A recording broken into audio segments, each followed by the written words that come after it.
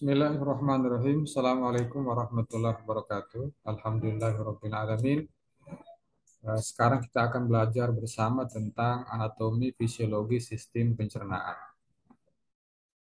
Jadi ini merupakan sistem yang penting juga bagi tubuh kita dalam rangka eh, menghasilkan zat-zat yang sangat berguna untuk kelangsungan pertumbuhan atau perkembangan sel-sel tubuh manusia.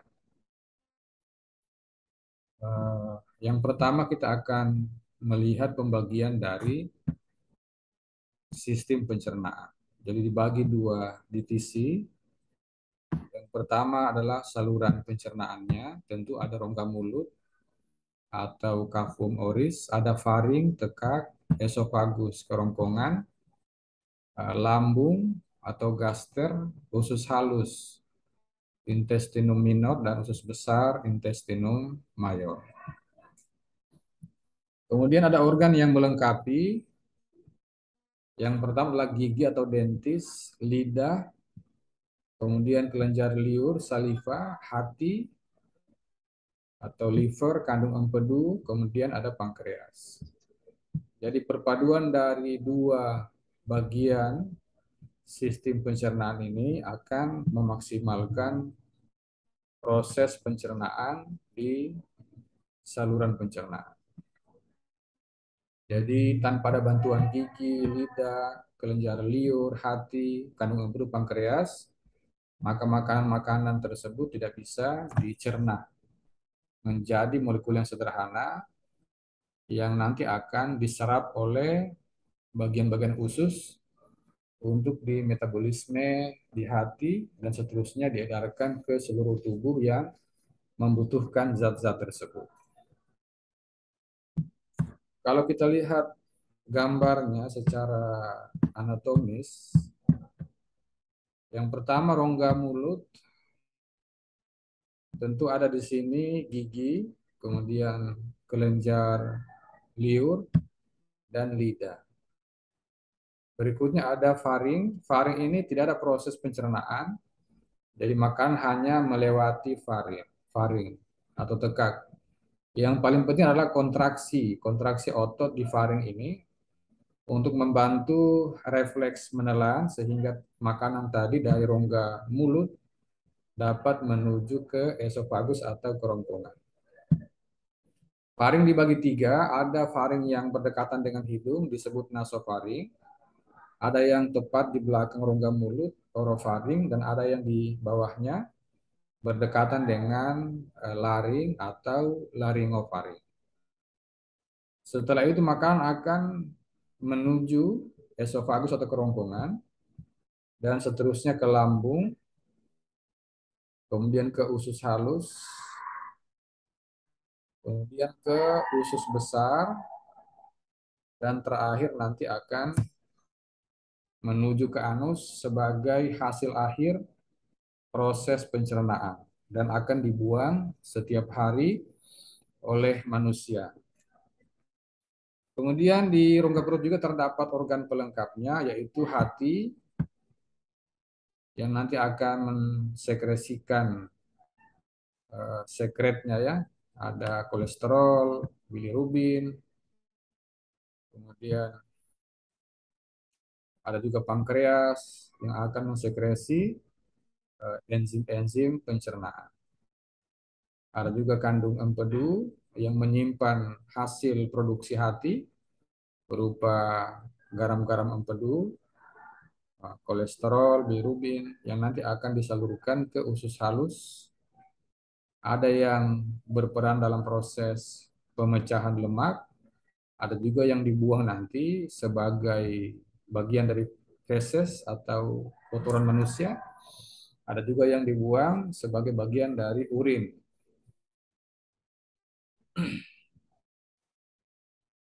Kemudian jenis pencernaan dibagi menjadi dua bagian.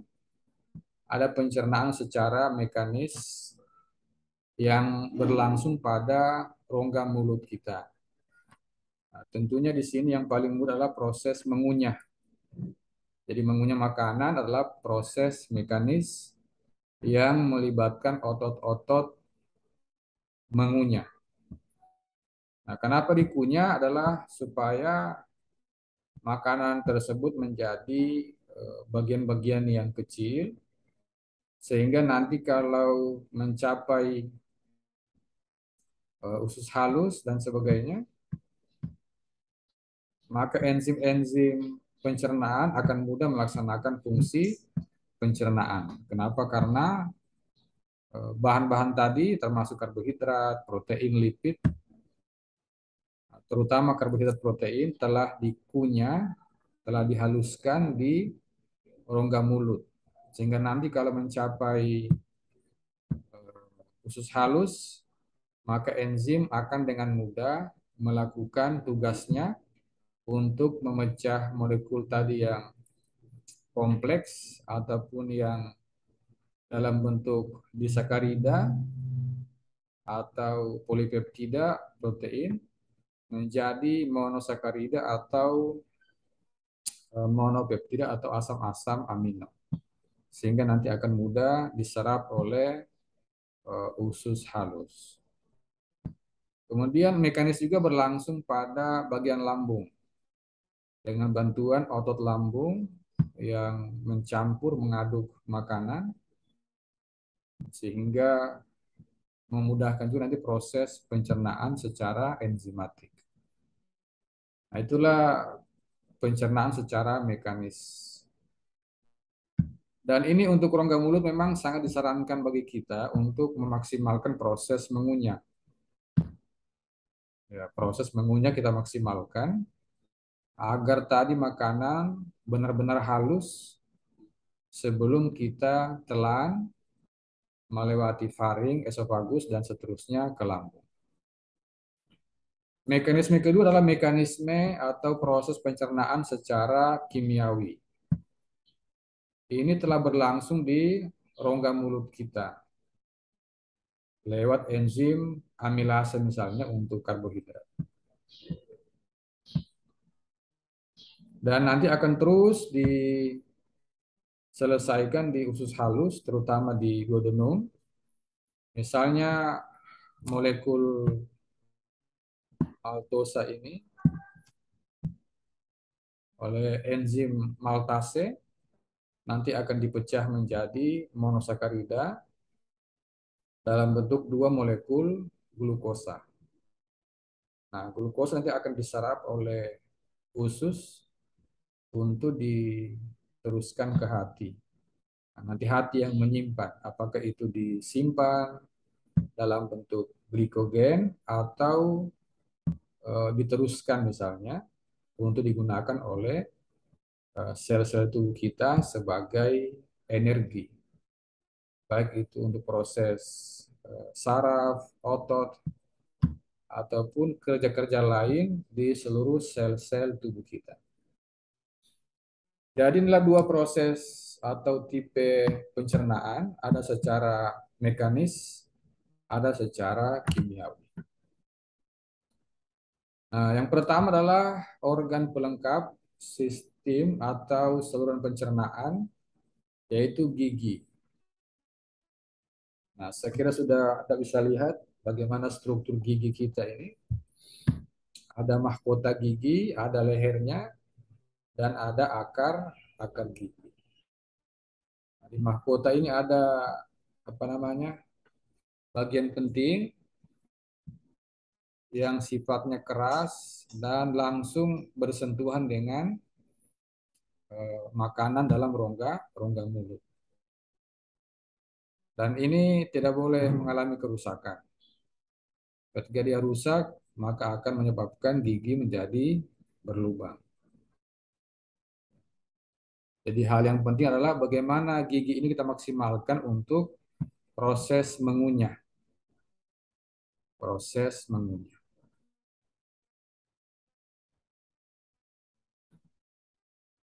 Kemudian yang berikutnya adalah kelenjar liur. Ada kelenjar parotis,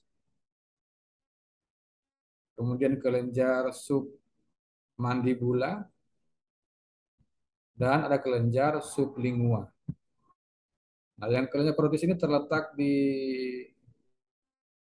bawah tulang pipi kita, zigomatikum, atau di depan telinga. Kemudian kelenjar submandibula terletak di bawah tulang rahang bawah dan kelenjar sublingua terletak di bawah lidah. Ya. Kemudian setiap kelenjar ini memiliki saluran yang langsung menuju rongga mulut. Misalnya kelenjar parotis ini tampak di gambar ini, parotis ductus parotis ya atau saluran parotis yang akan mensekresikan eh, liur ke dalam rongga mulut. Demikian juga ini kelenjar submandibula juga punya saluran dan kelenjar sublingual. Jadi kelenjar ini akan mensekresikan air liur atau saliva manakala seseorang melihat makanan atau bahkan memikirkan makanan. Maka ini akan menyebabkan sekresi atau pengeluaran eh, liur oleh kelenjar liur ke dalam rongga mulut. Tujuannya adalah untuk pertama membasahi rongga mulut, kemudian untuk menyatukan makanan menjadi lebih padat, lebih lengket begitu. Dan yang paling utama adalah mensekresi enzim-enzim juga yang dibutuhkan untuk proses pencernaan di rongga mulut. Misalnya amilase untuk karbohidrat, bahkan ada juga lipase lingua.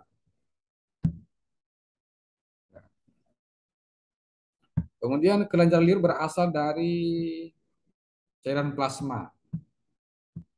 Oleh karena itu, hampir sama zat-zat yang ada di plasma dengan yang ada di saliva atau liur manusia.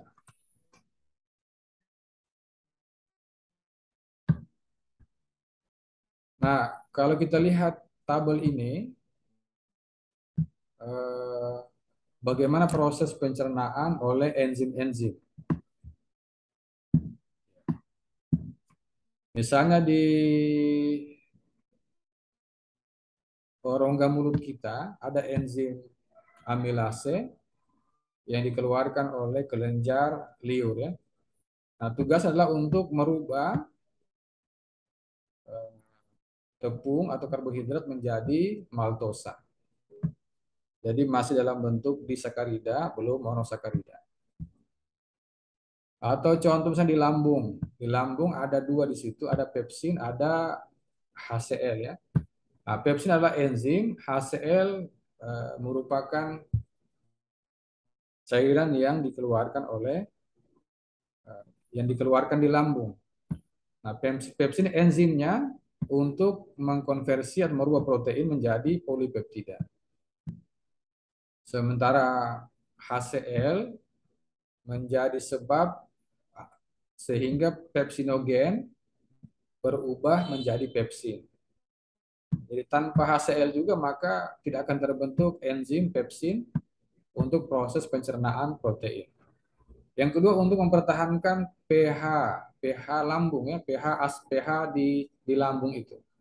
pH-nya sangat asam sekali 1 sampai 2. Tujuannya untuk menghancurkan patogen atau mikroorganisme yang tertelan bersama makanan menuju ke lambung. Kemudian ada organ hati yang akan mengeluarkan sekresi garam-garam empedu untuk proses emulsifikasi lemak. Apa itu emulsifikasi? Proses merubah lemak-lemak yang besar menjadi droplet atau butiran-butiran kecil sehingga nanti di duodenum lipase pankreas akan mudah eh, memecahnya menjadi asam lemak dan gliserol. Di pankreas juga terdapat beberapa enzim untuk proses pencernaan makanan. Terdapat juga amilase, tentunya nanti amilase pankreas akan meneruskan proses pencernaan karbohidrat. Kemudian dia akan merubah juga karbohidrat menjadi disakarida ya. Jadi polisakarida menjadi disakarida maltosa. Kemudian tripsin, enzim pankreas juga ini untuk meneruskan pemecahan polipeptida menjadi peptida. Ada juga lipase untuk merubah emulsifikasi lemak menjadi asam lemak dan gliserol. Kemudian ada usus halus, ada enzim peptidase untuk merubah peptida menjadi asam-asam amino.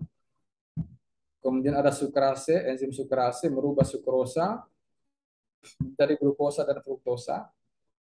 Ada enzim maltase merubah maltosa menjadi dua molekul glukosa. Dan ada enzim laktase yang akan merubah laktosa menjadi glukosa dan galaktosa. Jadi semua proses yang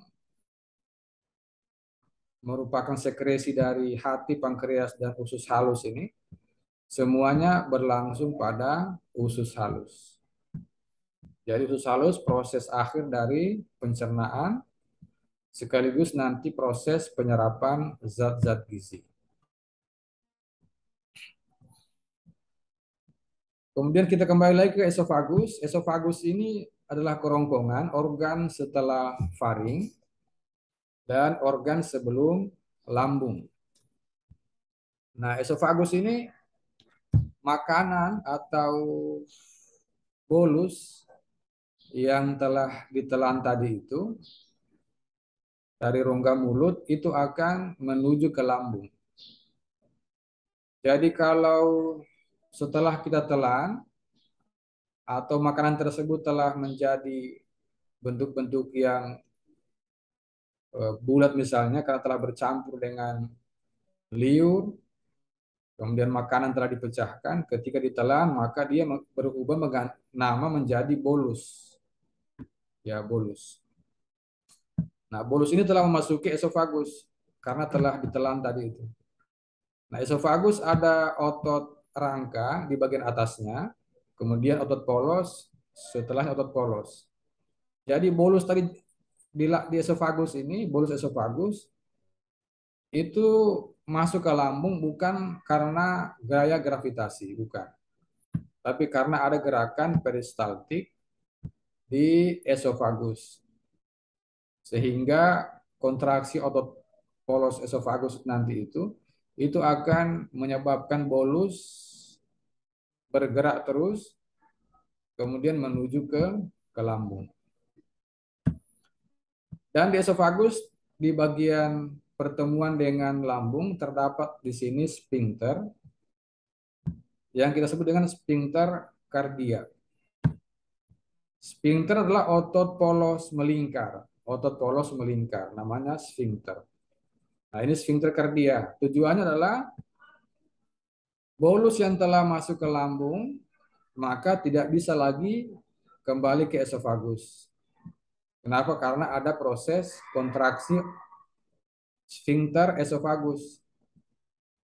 Nah, biasa ada beberapa kejadian, misalnya sphincternya melemah misalnya tuh, atau sphincternya terbuka sehingga bolus tadi yang ada di lambung ini akan kembali menuju ke esofagus.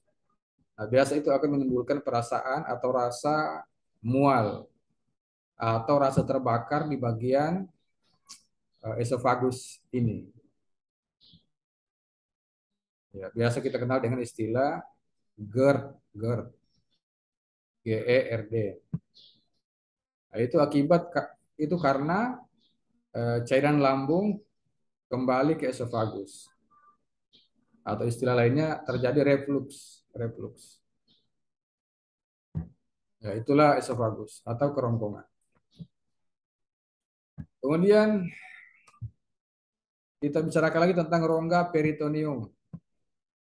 Jadi organ-organ di perut kita ini dilindungi oleh selaput yang kita kenal dengan selaput peritoneum. Nah, peritoneum terbagi dua, ada peritoneum parietal atau peritoneum yang selaput bagian luar, yang dalam istilah kita sehari-hari sudah dikatakan dengan peritoneum. Ada yang di bagian dalamnya atau peritoneum visceral yang kita sebut dengan eh, lapisan serosa atau mesenterium. Ini bagian dari peritoneum yang memisahkan rongga perut dengan rongga dada kita dan juga memisahkan rongga perut dari kandung kemih misalnya atau rahim misalnya, sehingga organ-organ pencernaan kita benar-benar aman dalam rongga perut. Itu karena adanya peritoneum. Nah, setelah tadi makanan sampai di lambung, maka lambung akan meneruskan proses pencernaan. Oleh karena itu kita akan bahas sedikit atau kita bahas beberapa hal terkait dengan lambung. Nah, tadi sudah kita bahas di bagian sini adalah ada sfinkter kardiak ya, sfinkter kardiak. Kemudian lambung secara anatomi dibagi menjadi uh, 3 bagian.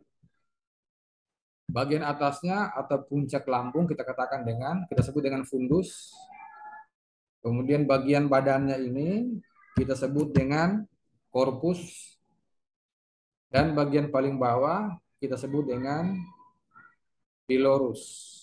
Ya, pilorus. Jadi ada fundusnya, puncak lambung, ada badan lambung, dan ada pilorus atau bagian paling bawah dari lambung kita. Dan di pilorus juga terdapat sfinkter ya.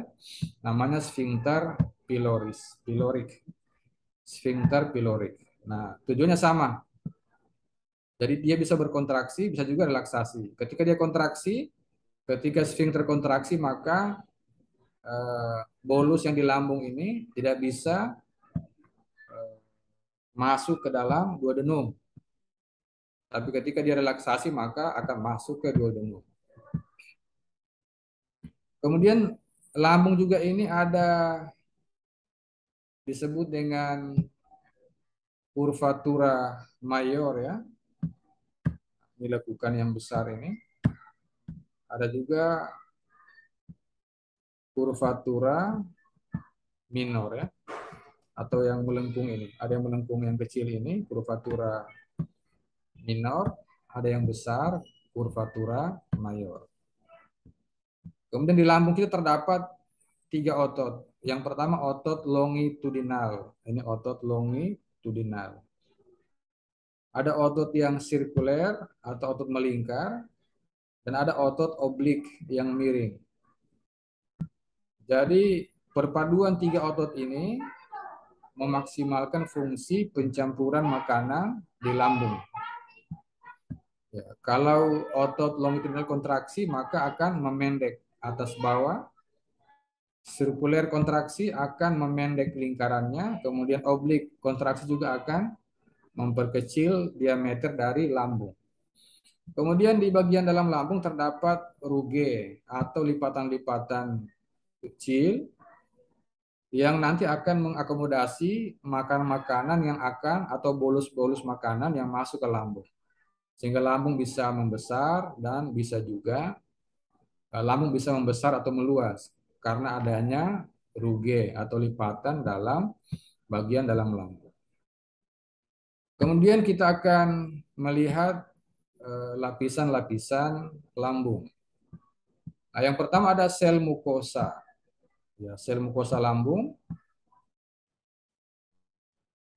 yang merupakan selaput lendir yang mensekresi lendir ke dalam atau di bagian dalam rongga lambung, lumen lambung. Tujuannya adalah untuk melindungi lapisan di bawahnya dari sifat korosif atau sifat merusak asam lambung atau HCl. Juga untuk sebagai tempat dilewati oleh bolus yang telah masuk ke lambung tadi. Nah, ada juga sel parietal, kemudian ada sel chief, dan ada sel G. Kita lihat apa fungsi masing-masing sel-sel yang terdapat di lambung. Nah, sel mukus berfungsi untuk mensekresi mukus untuk melapisi mukosa lambung dari HCl ya. Kemudian sel chief berfungsi untuk mensekresi pepsinogen yang merupakan bahan dasar untuk membentuk enzim pepsin untuk proses pencernaan protein. Kemudian sel parietal berfungsi untuk mensekresi HCl. Yang kedua, mensekresi faktor intrinsik untuk penyerapan vitamin B12. Jadi vitamin B12 itu akan diserap di usus halus tentu dengan bantuan faktor intrinsik. Nah, ada penyakit yang kita kenal dengan anemia pernisiosa yang terjadi bila eh, kekurangan faktor intrinsik yang disekresi oleh sel parietal lambung sehingga akan eh, menurunkan atau mengurangi proses penyerapan vitamin 12 yang digunakan untuk proses pembentukan sel-sel darah merah.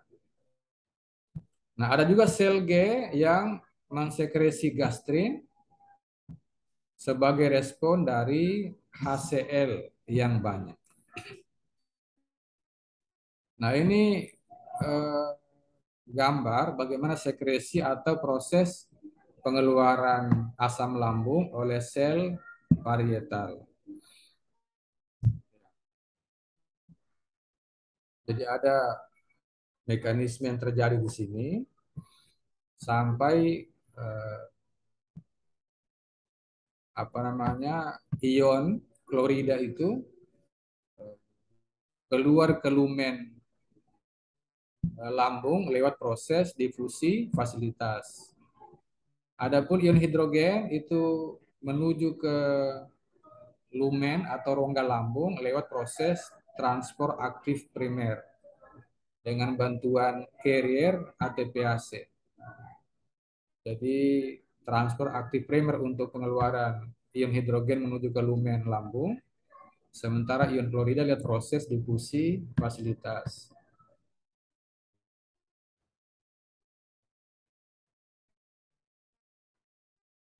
Nah, ini eh, satu gambar juga satu penjelasan bagaimana eh, sel parietal mensekresi pepsinogen. Kemudian pepsinogen dengan bantuan asam lambung akan dikonversi menjadi pepsin.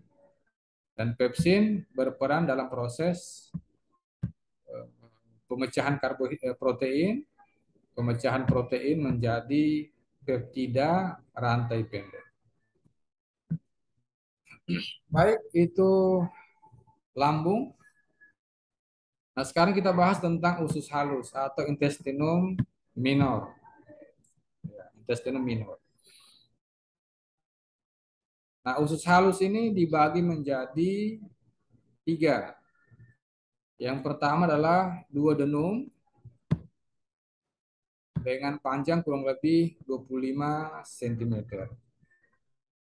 Setelah itu ada jejunum dengan panjang sekitar 2,4 meter dan ada ileum panjangnya sekitar 3,3 meter. Jadi total total panjang usus halus adalah kurang lebih 6 meter. Dan di usus halus ini yang pertama kita lihat lapisan-lapisannya sama dengan lambung ada juga mukosa usus halus di bagian lumen atau rongganya di bagian dalam yang nanti bersentuhan dengan kimus. Jadi kalau tadi di usofagus atau lambung ada bolus, nah di usus halus sudah ganti nama menjadi kimus. Karena sudah ada proses enzimatik di situ, bantuan enzim-enzim untuk proses pemecahannya. Jadi kimus. Nah, ini lapisan mukosa. Di lapisan mukosa terdapat tonjolan-tonjolan. Ya, namanya villi. Dan di villi juga ada tonjolan-tonjolan kecil lagi, tonjolan kecil namanya mikrofili. Jadi tonjolan yang ada ini atau fili-fili ini nanti bertujuan untuk memperluas luas permukaan usus halus sehingga proses penyerapan zat gizi menjadi maksimal. Ya. Kemudian ada lapisan submukosa. Lapisan submukosa di bawah dari lapisan mukosa. Nah, ini minta maaf ini ada suara-suara mungkin yang suara lagu ya. Ini di sebelah saya ada mahasiswa gizi lagi kegiatan kampus sehingga mungkin mengganggu pendengaran Anda karena ada suara-suara musik. Jadi mohon dimaafkan. Kemudian lapisan submukosa di bawah lambung. Submukosa di bawah mukosa itu tidak konsentrasi lagi bicara ya. Jadi submukosa itu di bawah dari lapisan mukosa. Nah ini kita lihat ada pembuluh-pembuluh darah di sini. Setelah submukosa ada lapisan ototnya, lapisan otot eksternal. Nah lapisan otot hanya ada dua, lapisan otot sirkuler dengan otot longitudinal. Lambung tadi ada tiga lapisan ototnya, di sini hanya ada dua. Kemudian yang paling luar adalah lapisan serosa atau peritoneum visceral.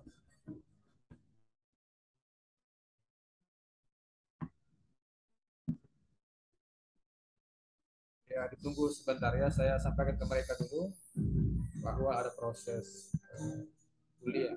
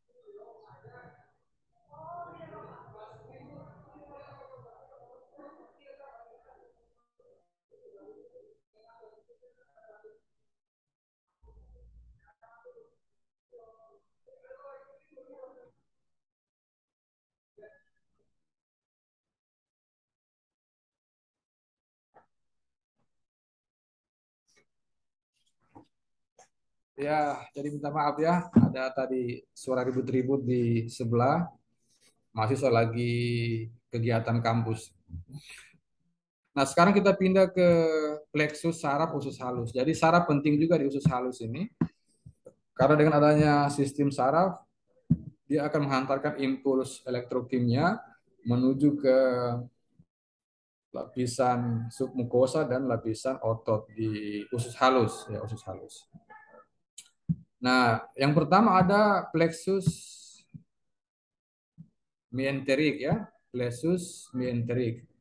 Ini terdapat pada lapisan otot usus halus. Ya, lapisan mientericus ya atau bukan lapisannya plexus mientericus atau plexus Auerbach. Jadi dengan adanya sistem saraf ini, maka dia akan mengirimkan impuls elektrokimia menuju ke otot usus halus sehingga nanti dia akan kontraksi untuk menimbulkan gerakan peristaltik yang mendorong makanan ataupun gerakan yang eh, mengaduk-aduk ya, mengaduk kemudian mendorong makanan menuju ke organ-organ atau bagian usus halus sesudahnya dari duodenum ke ileum, ileum ke jejunum dan seterusnya.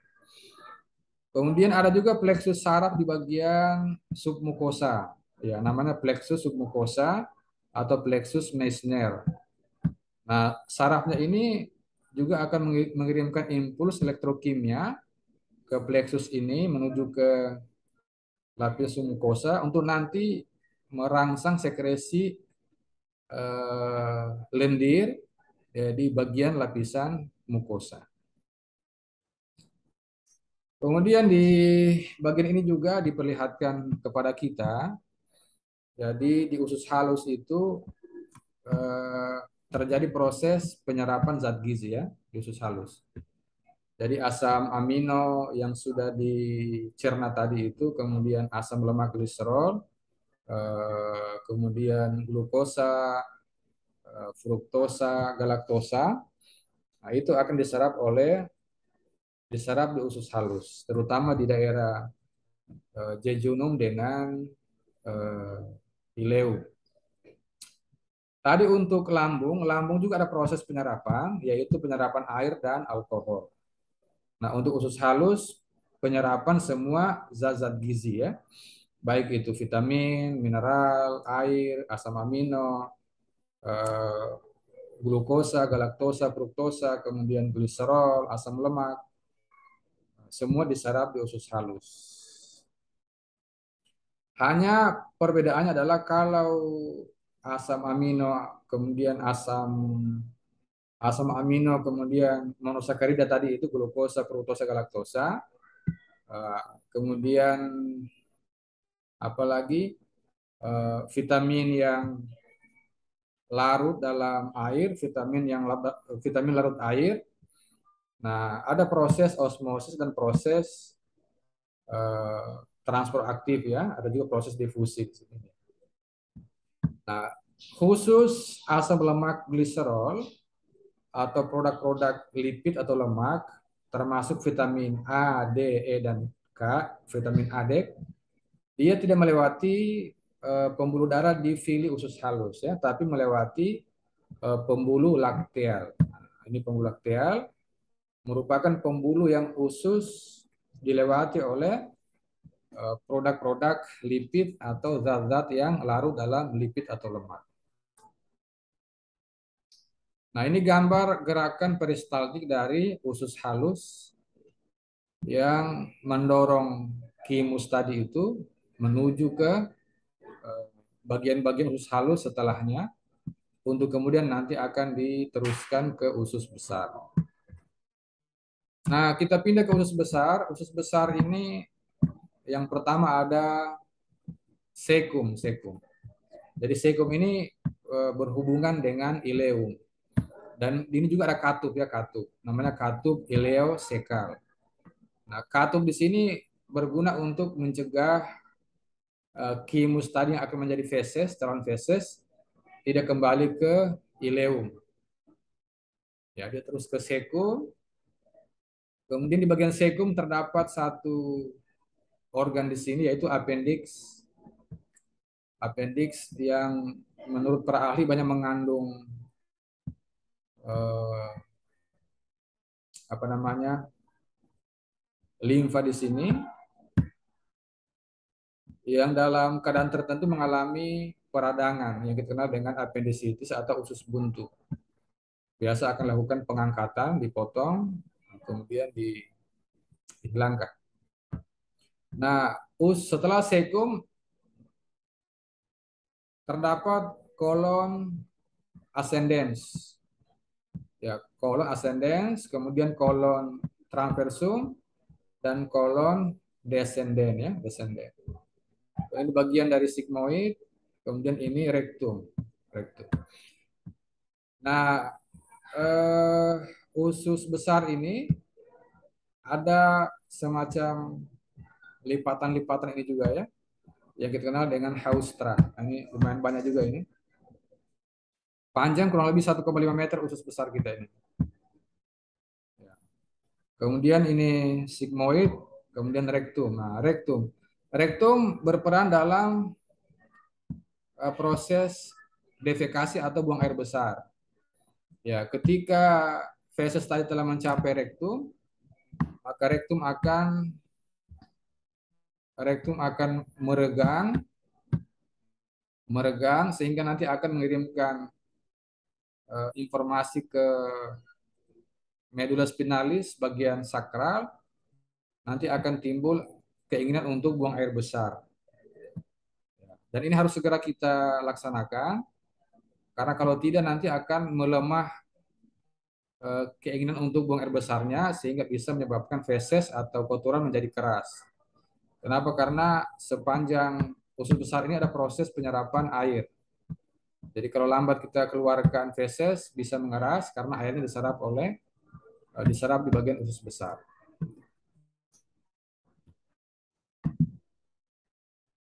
Ya, kemudian ini organ hati. Hati juga berperan penting dalam proses pencernaan kita. Ya, dibagi dua lobus ya, lobus besar ini kanan, kemudian ada lobus bagian kiri. Kemudian kita juga ada vena cava inferior. Ini ada vena porta yang nanti akan menerima darah eh, yang kekurangan oksigen dari pencernaan kita. Nah, nanti akan diteruskan ke vena cava inferior. Kemudian di hati juga terdapat sel-sel hati yang kita kenal dengan sinusoid. Ya, ada juga di sini lobulus-lobulus hati ya. Jadi bagian-bagian kecil dari hati lagi terdapat di sini namanya lobulus-lobulus. Kemudian ada vena sentral. Yang warna-warna merah adalah pembuluh-pembuluh darah arteri, yang warna biru adalah pembuluh vena. Kemudian yang warna hijau ini adalah saluran-saluran empedu, baik yang dari hati ke empedu ataupun nanti yang dari kandung empedu menuju ke duodenum. Ya, ini struktur mikroskopis hati, ada vena sentral, jadi semua cabang-cabang vena porta itu menuju ke vena sentral. Ini juga aliran darah dan aliran empedu di lobulus hati. Ya, ini diproduksi di hati ini garam-garam empedu, bilirubin, kolesterol, kemudian dimasukkan, disalurkan ke saluran empedu nanti untuk diteruskan ke kandung empedu. Kemudian ada juga vena-vena yang membawa darah menuju ke vena sentral, ada juga arteri-arteri hepatika. Juga masuk ke cabang vena porta di hati. Nah, sekarang kita lihat senyawa yang dikeluarkan oleh hati ke saluran empedu. Nah, ada kategorinya, kategori endogen, maksudnya berasal dari produksi dalam tubuh kita. Ada garam empedu, ada urobilinogen, kolesterol dengan lecitin. Nah, dalam konsentrasi, jadi garam-garam empedu, kemudian urobilinogen, kolesterol, lecitin ini merupakan produk endogen ya dari hati. Dan ini penting untuk dikeluarkan oleh tubuh kita. Kemudian ada juga produk eksogen atau dari obat-obatan, misalnya ampicillin, streptomycin, tetracycline, sulfonamida, penicillin dan sebagainya. Ini produk eksogen yang juga nanti akan dikeluarkan oleh hati menuju ke kandung empedu untuk nanti diteruskan ke duodenum atau usus halus, nanti akan dibuang lewat feses, ada yang keluar lewat urin ya. Jadi ada garam empedu, urobilinogen, kolesterol di sini, ada juga bilirubin.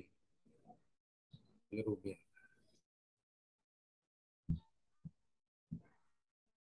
Jadi kalau garam empedu, urobilinogen dan kolesterol ini dia disirkulasikan kembali walaupun dikeluarkan lewat duodenum misalnya, tapi dia akan diedarkan lagi menuju ke hati. Kenapa? Karena ada istilahnya sirkulasi enterohepatik ya. Sirkulasi dari duodenum dan hati. Kecuali bilirubin ini benar-benar tidak ada disirkulasikan. Jadi dia dibuang ya, dibuang. Lewat urin kah atau lewat feses. Ya, demikian seterusnya. Nah, ini yang kita kenal dengan sirkulasi enterohepatik. Jadi ada sekresi hati dikeluarkan menuju ke usus halus, duodenum.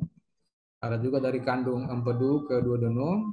Dan ini kalau tidak dikeluarkan semua, dia direabsorpsi lagi menuju ke vena porta hati, kemudian disirkulasi lagi ya, jadi sirkulasi enterohepatik.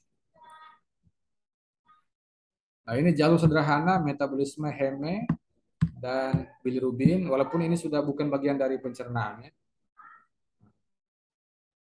Jadi bagaimana mekanisme pembentukan bilirubin dari metabolisme sel darah merah ya, pemecahan sel darah merah dari jadi sel darah merah menjadi hemoglobin, menjadi heme, kemudian heme menjadi biliverdin dengan karbon monoksida.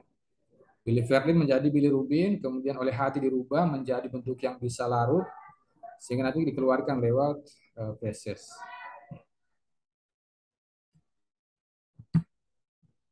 Ya, ini juga sama, ini sirkulasi juga, sirkulasi enterohepatik, bagaimana pengeluaran urogenogen eh, lewat feses, ada juga yang lewat urin.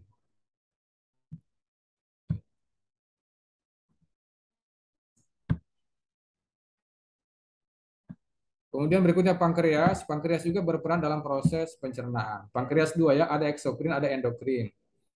Nah, eksokrin tentu akan mensekresi getah-getah pankreas. Ada enzim ya, enzim tripsin, ada lipase pankreas, amilase pankreas.